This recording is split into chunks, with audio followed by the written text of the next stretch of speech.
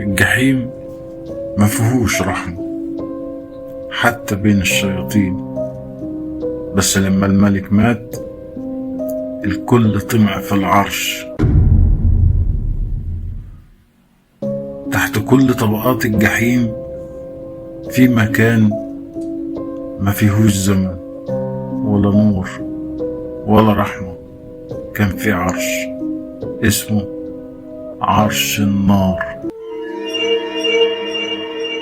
كان لملك واحد بس، هو الملك هدام، لكن الملك مات والعرش بقى فاضي. والصراع على العرش بقى بين 4 شياطين، كل واحد فيهم أقوى من الجحيم نفسه. سفاك سيد العذاب، نهيم آكل الأحلام، دركش ناسر الكوابيس، غيلان سيد الوهم. كل واحد جاي طمعان في العرش.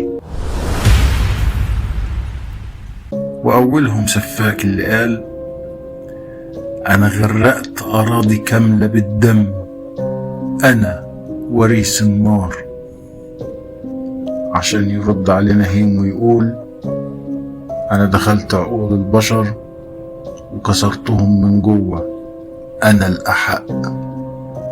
وفجأة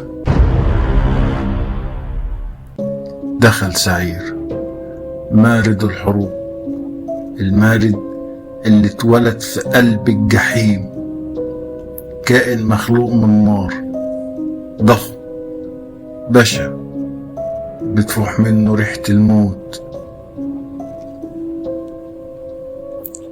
بص للعرش وقال: السيوف هي اللي هتحكم مين الأحق بالعرش. دارت معركة كبيرة بين ال4 شياطين وسعير، انتهت بموت نهيم ودركش وغيلان، وما فضلش غير سفاك وسعير.